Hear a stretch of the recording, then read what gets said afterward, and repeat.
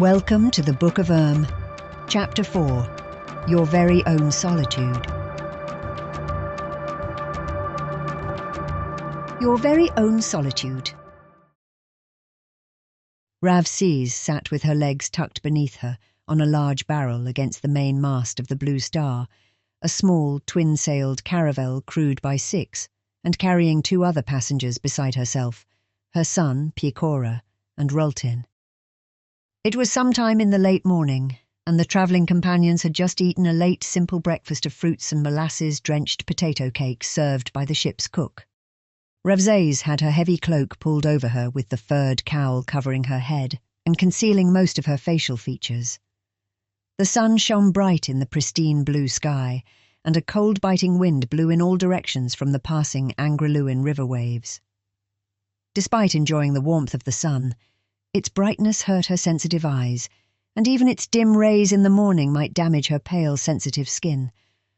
Otto sat beside her, playing with a puppet toy made from sticks and string, and a small figurine of a rat-catcher holding a domed cage.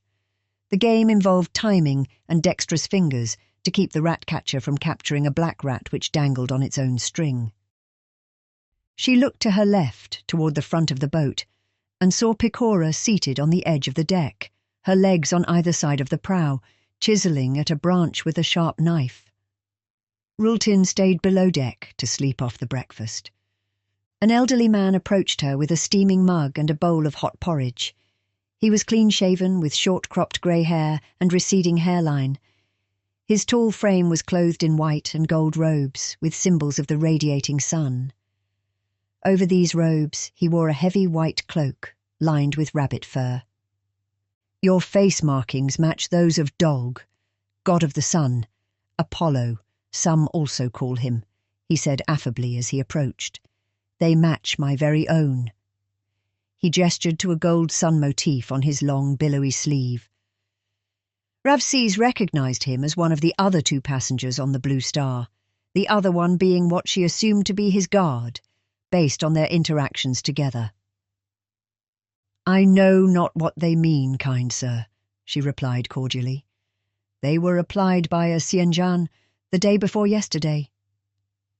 She gestured toward Piecora at the front of the boat.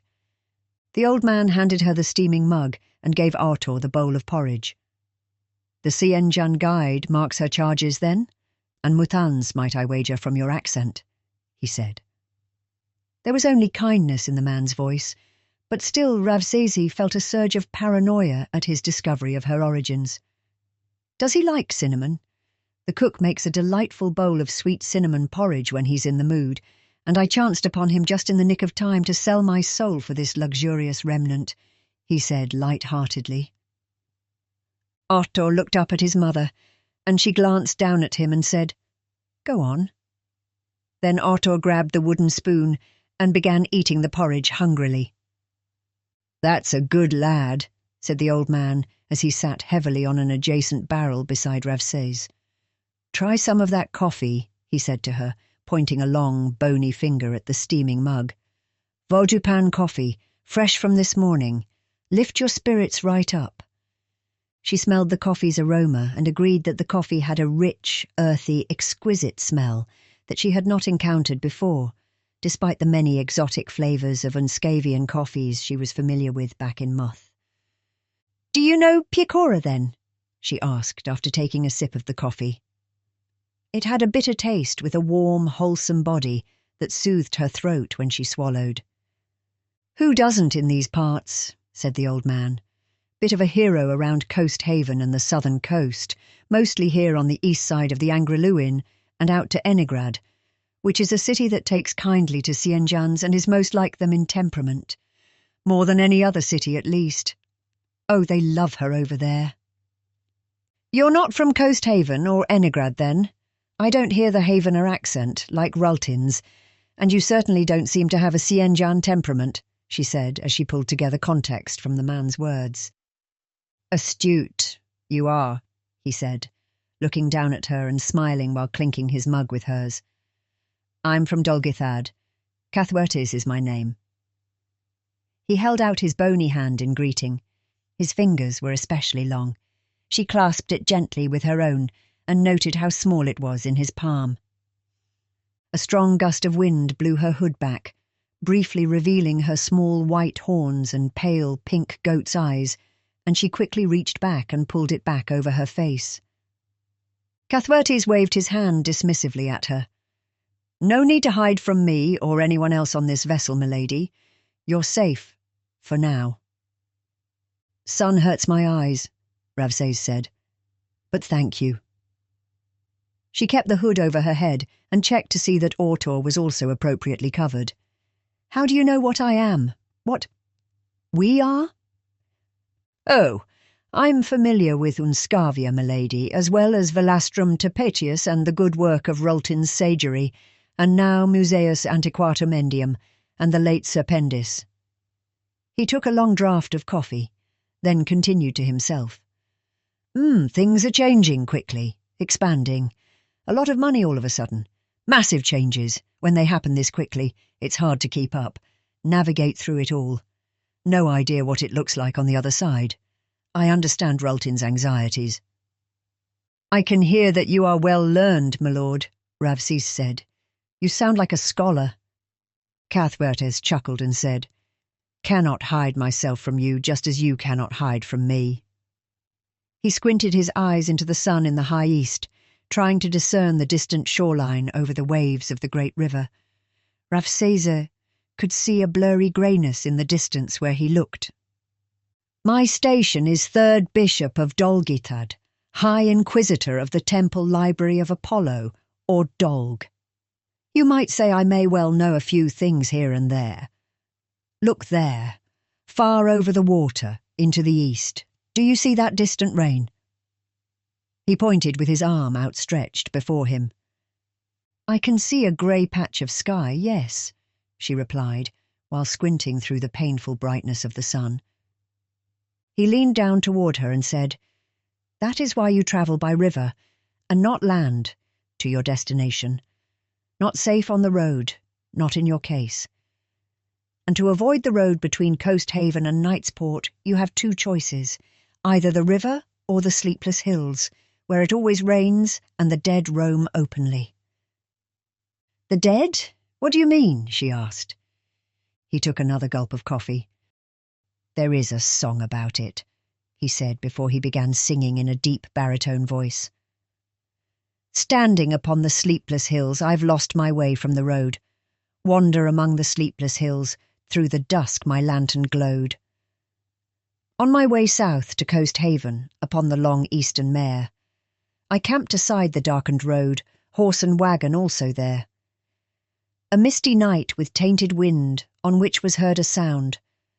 Long and low, a crooning breeze came over the rising ground. On sleepless hills I fell asleep in shade of the leaning knoll, and hence upon the sleepless hills there went my wayward soul." "Sounds like a silly children's rhyme," she said, though she admired his skill. "It isn't real, is it?" "A whimsical song for a sad and terrible place," he replied, "a place that is best avoided." Do you know where we are going, my lord?" asked Ravsés. The man conveyed an air of worldly, ageless wisdom that enamoured her.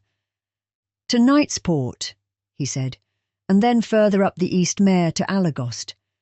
I hear the games are coming to Alagost, so the ports will be packed like pickled jam, and the river filled with ships anchored offshore. Best to dock in Knightsport, past the sleepless hills, and then take the road the rest of the way north. It's only about a day or so further." "What are the games?" she asked. Just then, the other man that travelled with Cathwertes appeared at his side. He was younger, with dark hair and a finely groomed beard and moustache. He wore brightly polished chainmail beneath a long white and gold tabard featuring the sun symbol of Apollo, or Dolg, patron deity of Dolgithad. A long sword hung at his belt, and a bow was slung on his back with a quiver of arrows. His light brown leather boots and gloves were also branded with the sun symbol of Apollo. "We'll be arriving in Knightsport on the night of the morrow, my lord, according to Silas," said the Dolgithadan warrior. "Any preparations you need before then?" "None, good sir," replied Cathwertes. Here, meet my new friends." Cathwertes then gestured toward Ravses and Artor. "Sir Tarlane of the Temple Library, milady," said the guard, taking her hand and bowing before her politely. "I am in your service." Ravses blushed, having never been treated like this before, especially during her previous life in Muth. She always wondered what it was like in the lives of those she served, and now each time someone treated her with such dignity, or even cast a glance at her without admonishment, she felt a betrayal of sorts within her, like a rising wave of panic, as if she were found guilty of some unknown charge, and the kindness was merely patronization before its intended mockery or judgment. A cat playing with its food. This was all she knew. "Ravses," she said, accepting his formal greeting, "and this is my son, Artor." The man then bowed again and said, "Sun's grace be with you both, my lord. I'll continue my reading on the aft deck if you need me." He then turned and walked away. "A good man, Tarlane. Loves his family but too bound to me," said Cathwertes. "I wish they would let me out without requiring his assistance. Sometimes, though, I'm able to escape and leave Tarlane at home on his farm. Not this time, though.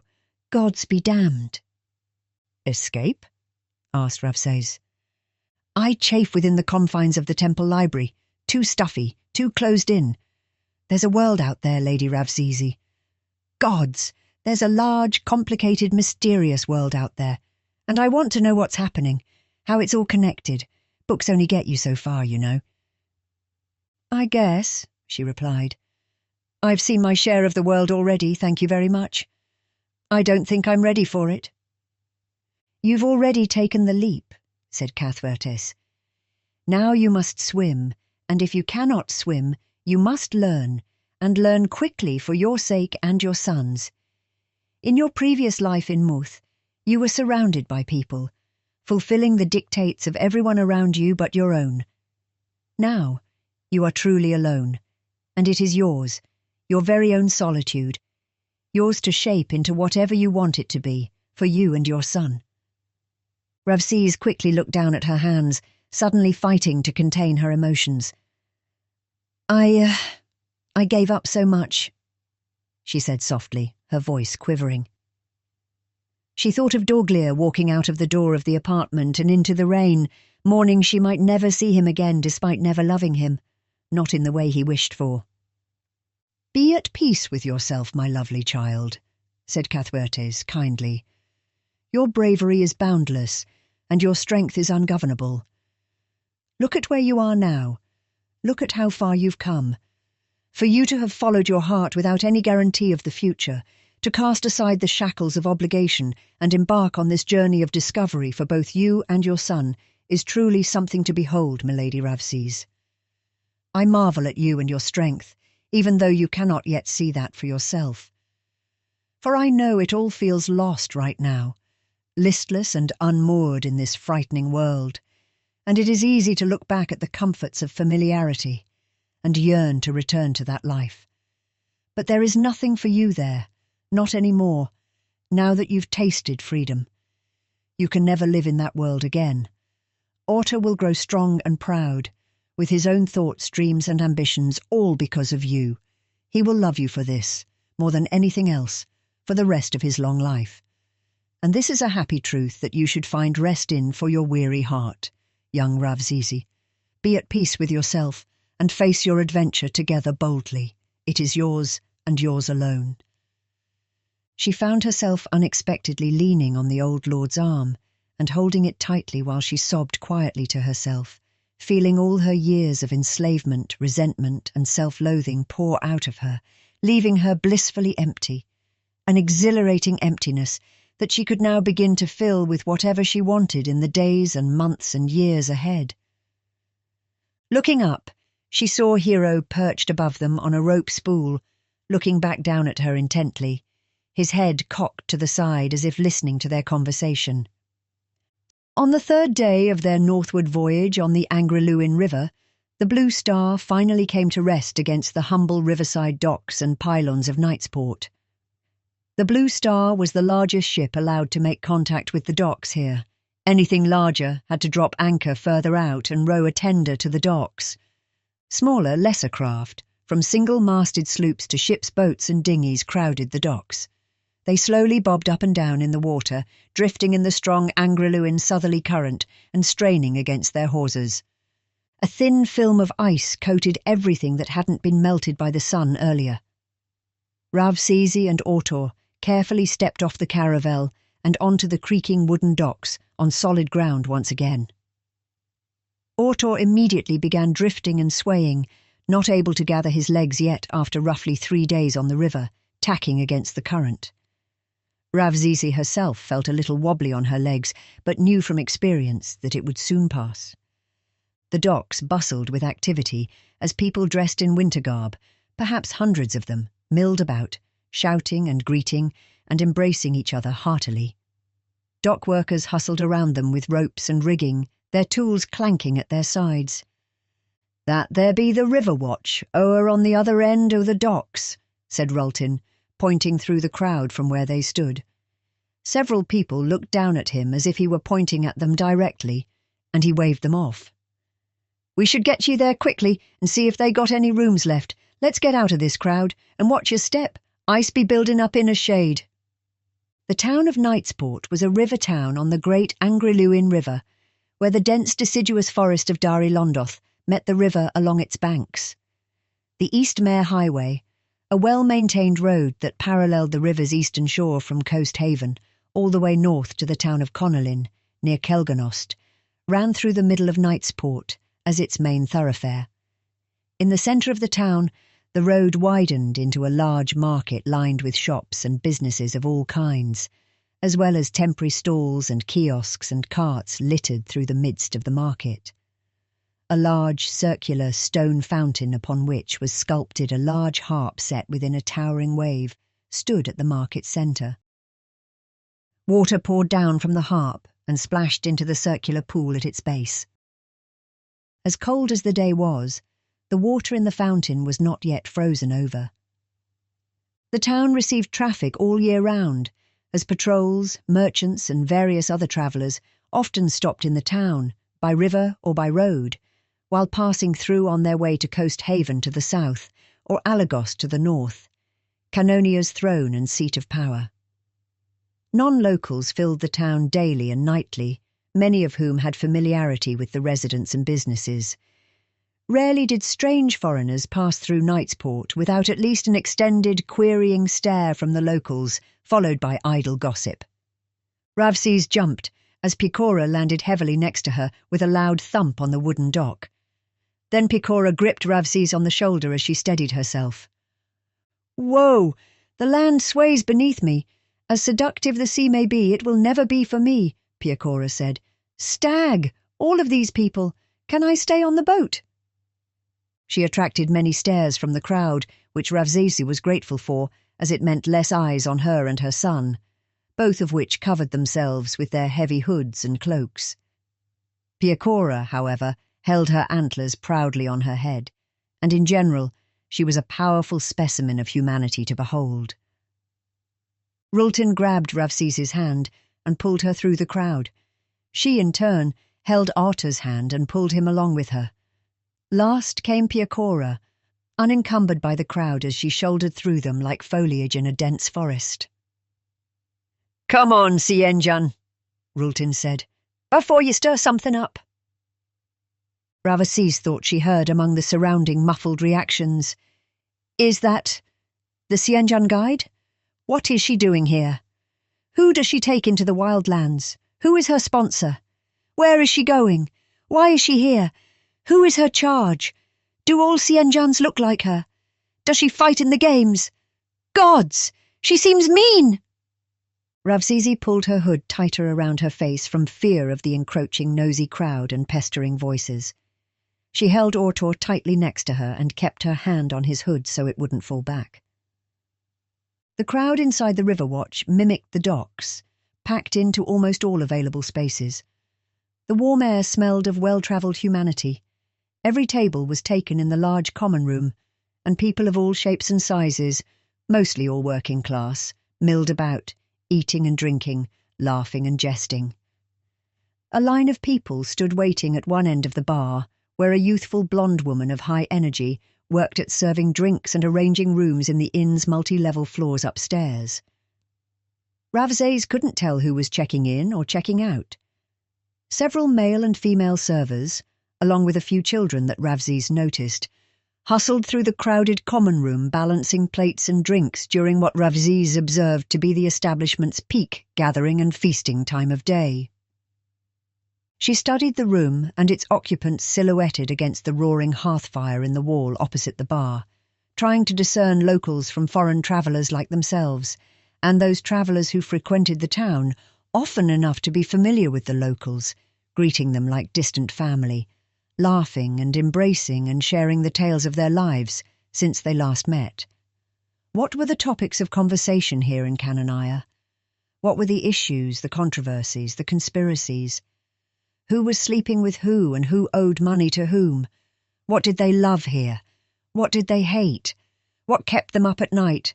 And what were the little victories and failures that defined each of their lives? Scrutinizing the room in this way left Ravzes feeling hollow inside, an emptiness she could never define before, the yearning of genuine familiarity and engagement, of peer-to-peer interaction with all of its complexities, to be validated within the eyes of another, proof of existence and purpose. She knelt down to her son and held him tightly, then kissed him on the head. "I have all that I need, right here," she said softly.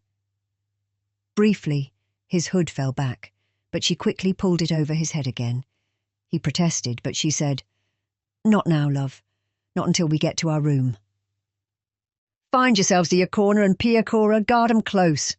I'll get us accommodations," shouted Rultin over the noisy room. He then disappeared like an apparition, moving between the legs and waists of the humans taller than him. Piecora corralled Ravzes and Orta to a corner next to the wide wooden stairs, then stood in front of them with her arms crossed in front of her. She wasn't necessarily muscular, Ravzes noted, but Piecora had a very firm, sinewy physique that conveyed endurance, speed and core power from the hips. People gave her a wide berth and stood well out of her way. "It's the Xianjian guide, Papa," said a little girl held by her young father nearby. "The one you talk about, the one you saw in Coast Haven. She really does have horns on her head." The man looked over his shoulder at Piecora, and his eyes went wide. He then smiled nervously and dove through the crowd with his daughter, after quickly saying, "Let's go find your mum, yeah? Don't make a scene now." "You're a celebrity here," Ravzes said quietly to Piecora, leaning close to her ear so she could hear. "Not by my intentions," Piecora said. "I could barely tolerate them when I was younger and first starting out. Now, I've grown softer toward them. Serpendis taught me a lot about Canonians, and I suppose people in general. I think we both learned from each other.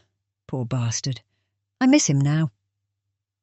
There was a disturbance in the crowd, someone carving their way toward them, lots of laughter and boasting along the way, and hands thrown up into the air as people were caught off balance. Then suddenly, the blonde woman from the bar was spat from the crowd clumsily. She whirled around and leaned back into the crowd, shouting, "Hands to yourself, or I'll tell your pretty wife Cessia, and you'll be sleeping outside in the fountain, Beglos. Where are your sons? I see tables waiting to be served. People are hungry." She then spun around, pulled her long blonde hair back and tied it behind her head with a thin leather strap. "Gracious! As I live and breathe, the Xianjian guide herself, here under my roof," she exclaimed. "Rultin, you sprat! Where are you?" Rultin emerged right behind her through the wake between the people she had created, briefly bumping into her posterior with his head. "Pardon, your grace," he said. "Seems I left my manners back home." "If Havanna's had any," retorted the blonde woman. "Cassandra! Another round for me and the lads!" bellowed a Havener voice from somewhere in the crowd. A raucous cheer followed. The blonde woman waved her hand dismissively into the air, looked over Rultin and his companions and said, "Come, let's get you upstairs. A room just opened, top floor, 2 beds, window to the roof. It's all yours." "Your grace knows no bounds," said Roltin, bowing low. "Of course not. Not for the rat, nor for the tapestry, nor for you who I've just met in person for the first time. And with the Xianjian guide, her very self. This is quite the honour," the blonde woman said excitedly between puffs of breath. She then hurried them up the stairs, followed by several more flights of stairs, until they came to the very top floor, the ceiling being the apex of the roof. An open window on the opposite side of the long hall filtered in the waning autumnal sunlight as the sun slowly descended from its zenith into the west. Ravsez detected a sense of great age in the building, and wondered how old it was and when it was built. Perhaps it was in the creaking of the floorboards, or the soot stains on the walls that were covered in small tapestries, paintings, weapons and shields, knickknacks and memorabilia. The innkeeper struck a candle on a nearby table and lit the wall sconces as she hurried down the hall toward the open window. At the very last door on the left side of the hall, she stopped and pulled out a large ring of metal keys. The ringing and clinking of the keys were loud in the hallway, compared to the muffled sounds of the common room far below. The wooden door opened, and they entered a comfortable room with 2 straw beds beneath an open window on the far wall. A wooden desk and a barrel that served as a wash basin stood against another wall. The fur of a large bear covered the middle of the room's floorboards. She moved to the desk and lit a lamp, then briskly fluffed the pillows and blankets on the straw beds. She then checked the barrel and said, "I can have hot water brought up if you like." "That be exquisite," said Roltin. "But not to hurry. You got a full mob downstairs and we mean to be nice and quiet and out of your hair as much as possible." "Oh, the games are here," said the woman. "Every year I try to plan ahead for the crowds, and I always seem to fall short. No help from the mayor, of course." "He still giving you trouble?" Roltin asked. She flapped her hands dismissively and said, "Oh, he'd love to run me out of town, but you know that already. Let's not talk about that." "Cassandra Blalos, at your service," Roltin said, bowing and gesturing dramatically toward the blonde innkeeper. She had a round, plain, youthful and kind face, set with light green expressive eyes and a wide, infectious smile. She was thin, tall, with long honey blonde hair, and she never stopped moving, always fidgeting with her hands or shuffling around. She spoke quickly with a clear voice that carried far. "The admirers she must have in this town alone," Ravsesi thought to herself. "Too busy for all of that, it seems. But I wonder who cares for her. I wonder if she allows for it." Ravsesi and Autor sat on one of the beds, each with their bags beside them, and Piecora stood at the window between the beds, looking down at the town. "Ye already know Piecora, as she needs no introduction. This'll be Ravziza and her son Autor. They be from Muth, as ye might imagine." He gestured with his hands for them to remove their hoods. "Ye can show yourselves. You're safe with old Cassandra here." Slowly, Ravsesi slid her hood back and eased herself from beneath the cloak, revealing her slight, gaunt frame and pale white skin and her light green summer dress that she wore across the salt sea, now faded, worn and tattered. She then removed Autor's hood and cloak, revealing the long shirt that he wore during the voyage. Cassandra knelt in front of Ravsesi and Autor and placed her hands on Autor's cheeks. "Aren't you precious?" Cassandra said pleasantly. "What a lovely name! A lordly name. Gods, you will be handsome some day." She then looked up at Ravsesi and placed her hands on the Unscavian's knee. She said, "You both have been through so much, I can see it in your face. Let's get you into some new clothes from the market in the morrow, shall we?" "'Tis all the tapestry could do in short order, unfortunately," Roltin said. "Wish we could do more. Need to bolster our inventory. Knightsport have anything in consignment that we can use in Coast Haven?" "Yes, I'm sure of it," Cassandra said. "Trading thrives here from the locals and everyone who comes through every day. And especially these days with the games coming. I can make arrangements to have some things sent to you. Anything specific? Mostly just clothes, especially shoes that no one wants, Rolton replied. Good. Strong garb. Nothing frilly or fancy. Some of these Unscavians come here wearing almost nothing. Coast Haven's got a thriving trade on her own, but the more the better. And your clothes probably be warmer and sturdier than ours, given the winter weather you get up here. Milady Cassandra, if I may ask, how old is this building? I feel it has great age, Ravses said. It is very old indeed, said Cassandra. It was built before the town, and the town grew around it a long, long time ago. It was built right on the East Mare to serve travellers up and down the road, and those sailing on the river. As more people came, they stayed, setting up shops and building houses, finding work in lumber and fishing. Then the fountain was built right in the middle of the road, and that became the town centre. 'Twas the Callistico family that gave us the fountain, hence the harp and the wave motif. The town was named Knightsport, for all the patrols that come and go between Alagost and Coast Haven. Many guardsmen retire and come here. That's the story of the Trumanthor, the mayor, Dagon Trumanthor. Ex-militia, nice man, nice family. Hates me, though, because of my family. Has the River Watch stayed in the family since its inception? Ravses asked tactfully. She couldn't figure it out, but there was just something incongruous about Cassandra and the River Watch, and it nagged at her. Maybe it was her nervous energy. Yes, it did, all the way until I came along, Cassandra said. The family who built the River Watch, they kept it through their generations until the recent owners both died unexpectedly from disease, and they left no heirs. My family would come here whenever we travelled, when I was a child, and I just loved it here. I loved being on the river, swimming and fishing, waking up each morning to the sound of the river and the docks just outside. When the owners died, my father purchased the River Watch and gave it to me when I was older. So I came here with a boy I loved, and we were to settle, marry, and run the River Watch together with our rugrats serving tables. Things didn't work out, though, between me and Beglos. He went his own way, found another girl, and now they're married with 2 children, back living here in Knightsport. I stayed with the River Watch and run it on my own.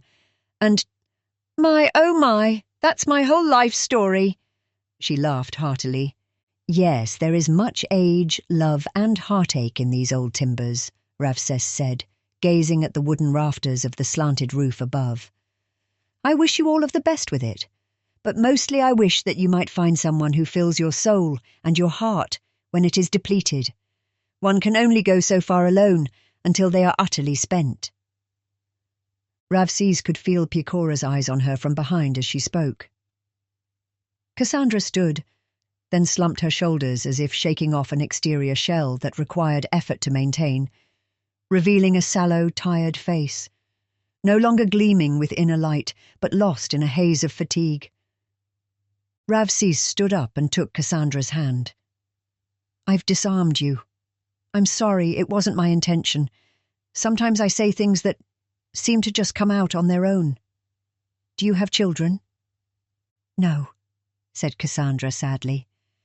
Ravses looked at Arthur and said, It changes everything. Everything you think you know, about yourself, your life, what's important to you. It will all change when you have children. It isn't for everyone, that is for sure. Some people find fulfillment in other areas of their lives. But all of this, she gestured around the room, it all takes on new meaning if you have children. And I promise you, if that is your desire, then that will happen. You are young, good and kind. One day someone will be lucky enough to share in your life, and you theirs, and with that person you'll have children, if that is your wish. Cassandra, stifling tears, said, You bless me with your words, dear Ravses. How do you know all of this? I don't, Ravses shrugged and said with a weak smile. I don't know anything really, but I've learned a lot in my life. Eventually, it led to me leaving Muth with my son, rejecting a life of comfort for us both. I'll never know if I was right or if I was wrong, but it's the course I have chosen for both of us. Someday he'll make his own choices. I cannot see tomorrow, for myself or for you, but I have my past to use as my guide for the way forward." There was a thump on the creaky floor behind Ravsese. Orta had slid off the bed and was now standing next Ravsese, looking up at Cassandra. Everyone watched in open wonder as he took Cassandra's thin, pale hand and said in his little 8-year-old voice, "It's okay. You'll find somebody. You're pretty." It was the first time Ravsese had heard him speak since leaving the surrogate family in Eindungzirk. She just couldn't believe what she witnessed, and she looked up and met Cassandra's eyes, also wild with disbelief. LB. "My son speaks for the first time since we left the shores of Muth, and he speaks the truth," Ravsese said, then to Cassandra, "You've certainly ignited something in him." Rultin cleared his throat. "Well, we've taken up enough of your time, your graciousness." Cassandra bowed to Ravsese and kissed Ortor on his ginger-haired head between his budding white horns, then walked to the door. Before leaving, she said, "I'll send for wash water, food and drink that should keep you through the night." "Till the morrow, then, and thank you for our little talk tonight." She blew a kiss to Ortor and shut the door behind her. Later that night, several people arrived with buckets of steaming hot water to pour into the wash barrel. They came and went until the barrel was full, and then they left to bring food. As the door closed from the last servant, another servant stepped out from behind the door while it was opened. Ravsese recognised her immediately as the woman who drove the hostage carriage through Coast Haven and crashed it against the statue of Serpendis. "Alice?" asked Piecora, quickly crossing the room with her hand on her hatchet. Alice raised her hands and backed against the wall. "I am unarmed, Sianjan. I mean no violence here." She wore a simple peasant gown with sandals and a servant's apron, dirty from a night full of cooking and spilled drinks. "Vinexi isn't here," Piecora said, still on her guard and standing in the middle of the room. "And there be shape-changers about," growled Rultin. "I know he isn't," said Alice. "It is only by chance that I am here at the same time you are. I saw you when you came in earlier today. I wanted to meet you and these two, the ones that were taken." "How does one of the downcast get a job filling glasses and serving tables at the River Watch?" asked Rultin. "You must not know Cassandra's father," Alice said. "Enlighten us," Rultin said. "Daughter of Tondul Blalos, who serves in the affairs of Ambassador Gervenwerth of Thessal Dargad. The downcast, we work closely with him. I've met Gervenwerth personally, through Tondul, but also my own connections." "Cassandra is from the city of Hades? City of the underworld?" asked Rultin, incredulously. "She is Hadesian nobility. Her father is a priest of Dar, or Hades, if you will. He protects her, keeps her name out of the lottery. She knows nothing about it, and I'd recommend you not sharing that with her either, for her own sake." "What lottery?" asked Rultin. "I don't have time to explain Thessal Dargadan society with you, Rultin." "Then why are ye here?" Rultin asked. "I wanted to see them for myself," Alice replied. "In case you forgot, I'm also Muthan. I wanted to come face to face with the truth that my country hides from the world, and from itself." Piecora slowly stepped aside, and Alice crossed the room and stood in front of Ravsese. Auator was fast asleep on the bed. Only one lamp lit the room, casting dancing shadows across the floor and walls of the inhabitants. Alice was a beautiful Muthan human, with smooth skin and cherubim face, piercing grey eyes, long blonde flowing hair. Her left eye was still bruised, and a few scars marred her arms and face from the destruction of the wagon a week ago. Ravsese observed that she was not only Muthan nobility, but high nobility. Unlike Cassandra, who she only just recently learned had also come from a noble family here, Canania, Alice had not lost that certain aura of privilege that permeated her every word and action. It was easy for Ravsese to not see this in Cassandra, So grounded Cassandra was, or learned to become. Or maybe Canonians were just different in this way. But with Alice, there was a potent presence about her, and Ravsis wanted to know who she really was. Alice, however majestic her presence might be despite herself, studied Ravsisi up and down like a specimen, but with sadness and concern, and maybe even shame. "For so long, I've thought about what I might say to an Unscavian who escaped from Muth," she said tiredly, after a long, uncomfortable moment. "All my life while growing up, I was kept from the Unscavia and only told about them, indoctrinated against them. In my schooling, I was taught how they were evil, the devilkin, murderers, cannibals, sacrificing animals and children to their devil gods in the 9 hells. That is how sheltered I was in my previous life. I was never allowed to meet those who served me, or thank them for their work, their efforts. I was never allowed to even speak to them." Alice took a deep breath and said, "But then I met Venexi, the son of a powerful Unscavian servant lord named Zoctiel, who advised their human master and head of the great house Zarathidora. They came to our house for an event, and Zoctiel was allowed to roam our house and grounds. He had his son, Venexi, with him, and they happened upon a garden where I spent my afternoon reading. When my eyes met Venexi's, it was all over. Nothing would ever stand between us, nothing would keep us apart. As our secret rendezvous became more frequent during that next year, it also became more dangerous for both of us. Servants in both houses began whispering, and you know how that goes. Then Venexi devised the plot that would deliver us from our thraldom. Yes, his and my own." It was as if Alice could read Ravsis's face. She continued, "Yes, I know how lucky I am," Alice said. "I have no idea what kind of life I might be living right now if I had never met Venexi, probably married to some young Muthan lord to pair our family finances together, or maybe it would be for land or resources. I have never, ever had a voice of my own. I never knew what freedom was. Venexi exposed me to all of that which was hidden from me, much like Muth hides the Unscavia from the world. It is truly awful. It saddens me so much. It's hard to find words. I know why they say they do it, the human houses that rule Muth, like my own."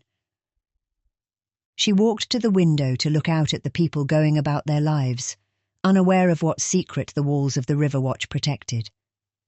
She sighed heavily before looking back at Ravsis. "They feel responsible for the ancient war and the pact the old houses made with devils to win the war. The humans who didn't capitulate back then, the ones who founded Muth today after the cataclysm, they blame themselves for what you are. They blame their own ancestors for creating you, like you are a disease, a filth, a plague on the earth. But they hold the Unscavia blameless in this, an unfortunate consequence born from their own unforgivable deeds. So instead of hunting their devilkin progeny down and killing each last one of them, they built Eindungzirk, the Unscavian district within Norshlan, to isolate the disease and keep it from spreading into the world. This is how they see you. They see themselves as caretakers of monsters of their own creations, children from their own sins. When I was younger, I believed all of it, and I saw it as they did. Justice, pity, and love." Suddenly her countenance changed. Her cheeks grew rosy, and a light glimmered in her eyes.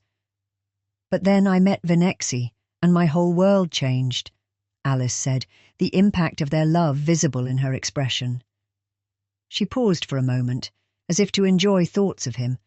Then she continued, "All the lies melted away, and I saw the real harm being done. The oppression, the enslavement, the criminality, and inhumanity. Perhaps the first human rulers had good intentions, but that changed quickly over time.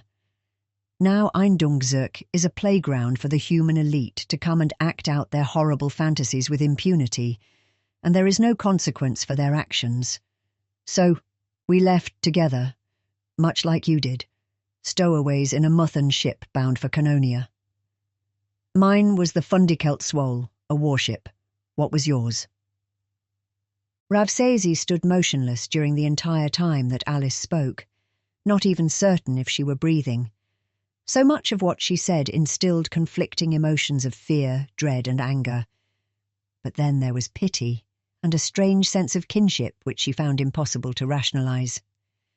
"The Wellenbrecher, milady," she replied, again resorting to her social protocols. "I know that ship," said Alice. "That's a Warner ship. House Warner. Close to House Brieg.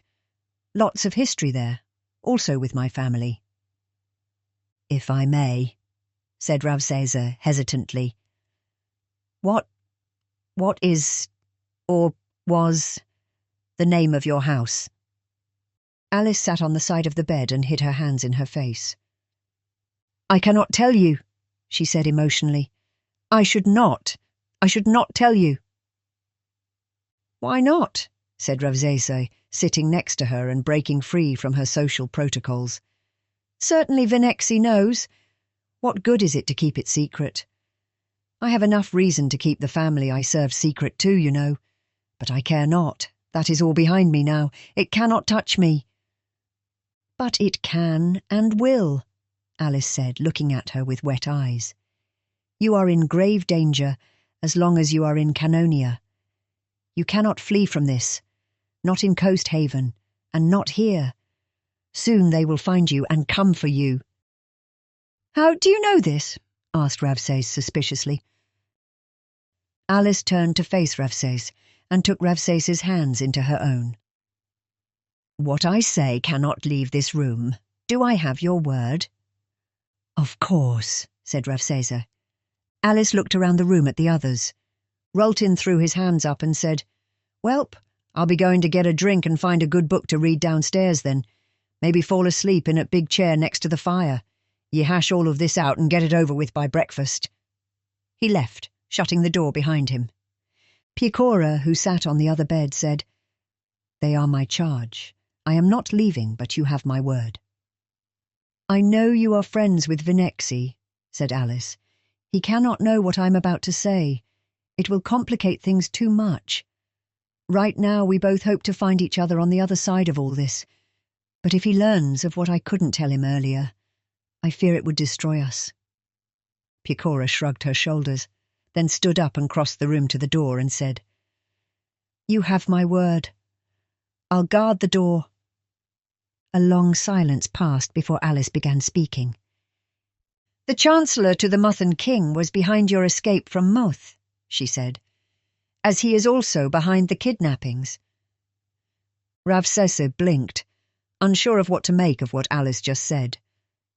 "Dorian Veklischer, the Chancellor to King Mendelshus Neumann, denied your association with his son, Doglia. The Chancellor knew that he could not separate you two, especially when you had Artor, and he knew that his son allowed for that. The Chancellor would not accept you into their family, but moreover, he was afraid that you and Doglia might flee the country, that he would lose his only son who stands in line to the Chancellery. He could not accept that, because of what he saw happen with me and my family, House Ostenidia." Ravsesi sucked in air as if it were the last remaining in the world. Hearing the name of House Ostenidia always sent shivers down her spine when she lived in the mansion of House Veklischer during her previous life. But now, after being away for what felt like so long, and in the context of the story being laid out by Alice, it terrified her even more, and she found it hard to believe it to be true.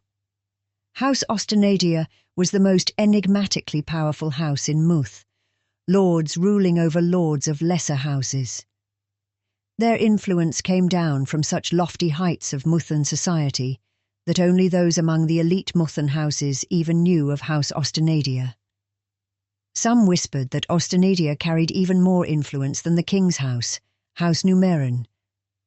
Ravsesa marvelled at how right she was about Alice's nobility by merely observing her, but she could not be prepared for the magnitude of the truth. She herself only knew about Ostenidia because of her life in House Veklischer, and she even met and served a few of their lower members personally during joint house engagements. But now she had so many questions that burned within her, she didn't know which one to ask first. Alice, seeing the mixture of emotions playing on Ravziz's face, continued on.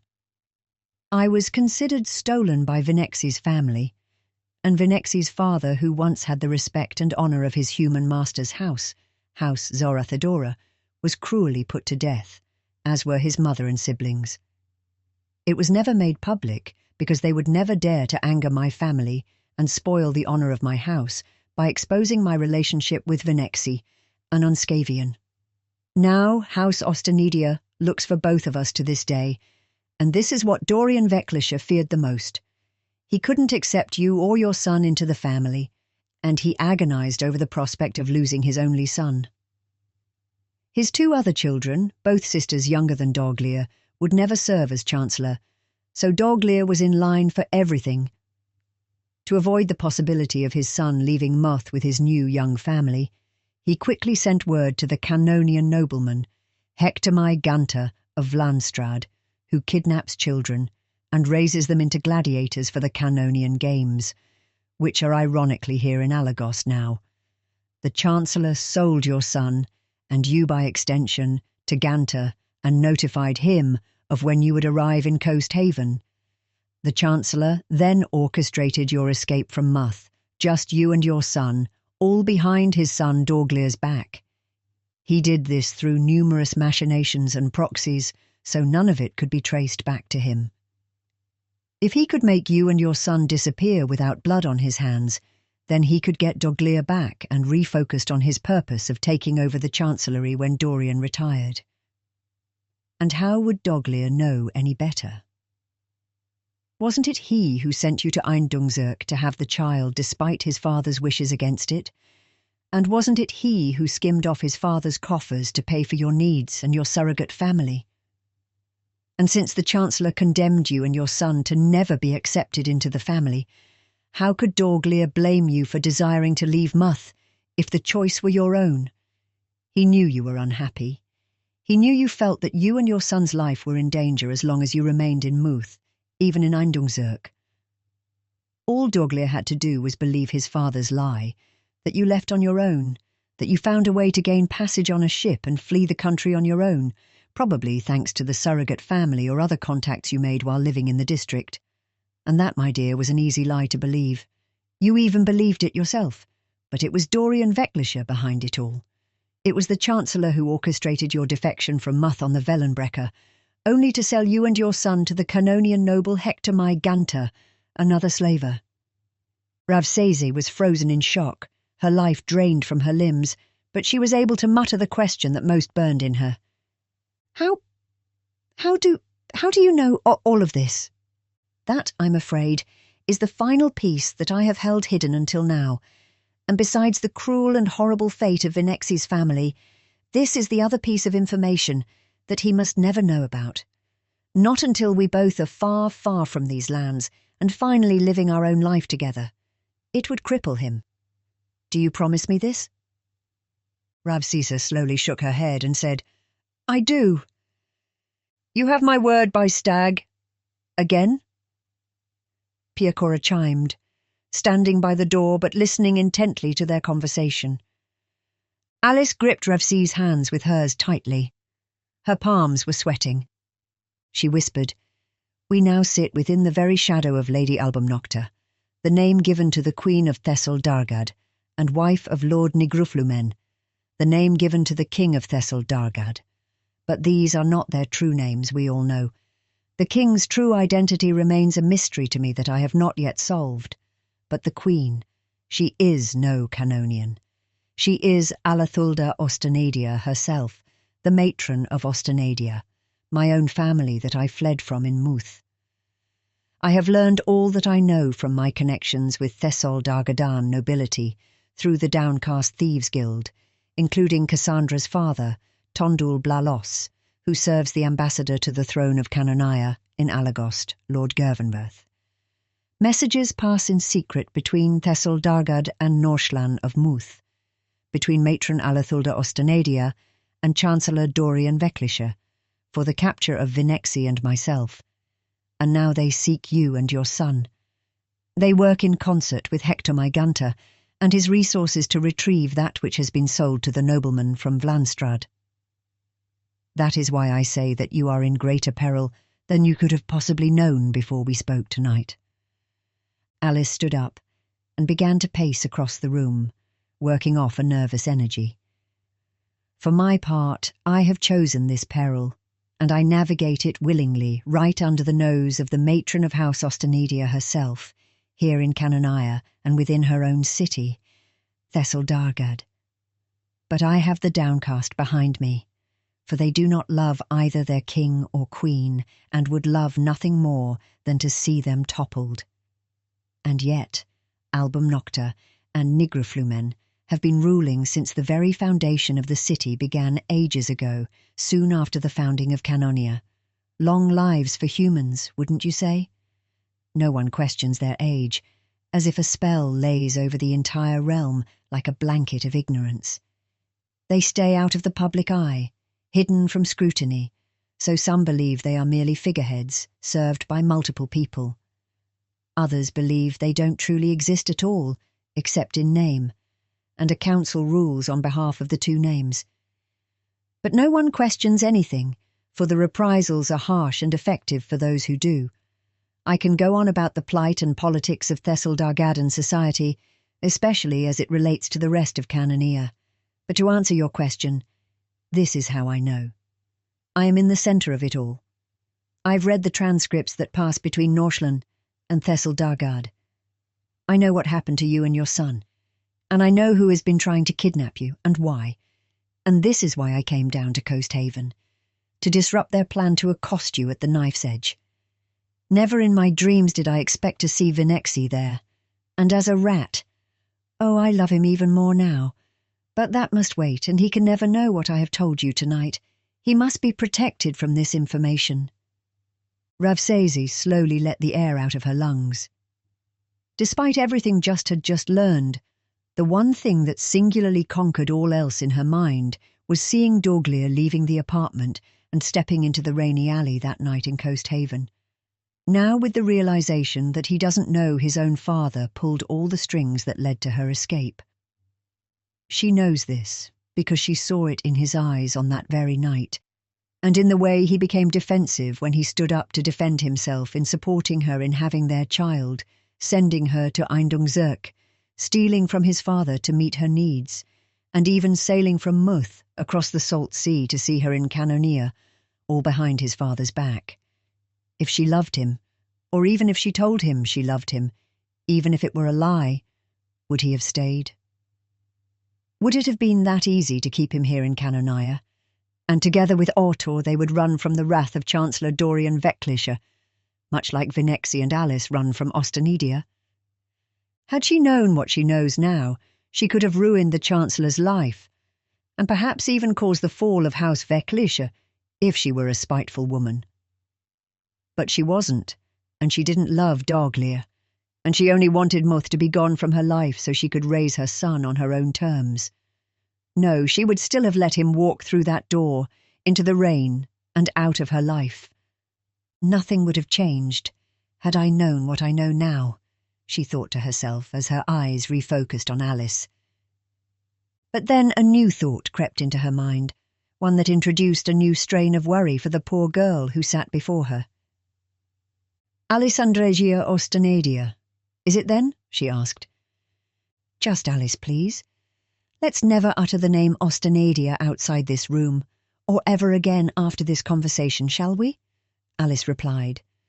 Ravses nodded gravely, feeling now a definitive connection between herself and this human woman, despite their opposite origins.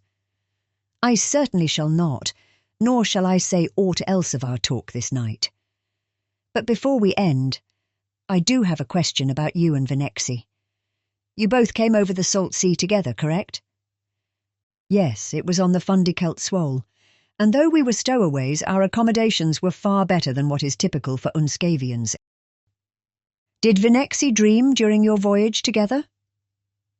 Alice thought for a long moment and then said, "One night, while sleeping in our bed, he screamed and bolted upright as if yanked by ropes in the ceiling. It scared me nearly to death. He was covered in sweat and smelled like he had just come in from the ocean. When I touched him, he was icy cold and shivering, breathing as if he had been drowning. I tried to soothe him, but he kept looking straight ahead, his eyes twitching back and forth as if wrestling with wild, uncontrollable thoughts. Finally, I sat up and looked at him directly and asked him what was wrong. That seemed to snap him out of it, for he finally recognized me and said, "Everything will be fine, my love." To this day, I have no idea what he meant, but I know this: everything hasn't been fine since we arrived in Cannonia, and I worry about us and our dream. I worry if it will ever come to pass. It seems we are so small when compared to everything we're up against. Ravsis stared at Alice, unsure of what to say, or whether to say anything at all. "Why do you ask?" Alice inquired. Ravsesi saw herself at the edge of a cliff. She could either say nothing and walk away from the precipice, or step out into the void and give herself to sharing her own dream with Alice. How much more of a burden can the poor girl take? She thought to herself. Finally, Ravsis made up her mind. "I too had a dream while my son and I slept in the bilge of the Wellenbrecher," she began slowly. "Something came to me, something awful living at the bottom of the salt sea. It said some things about me that I couldn't understand. But then it made me an offer that it should help me and protect me, but I would need to leave something with it as collateral, something that I loved. I asked what it wanted, and it demanded my son. So I rejected it, and that was that. I woke up, and here we are."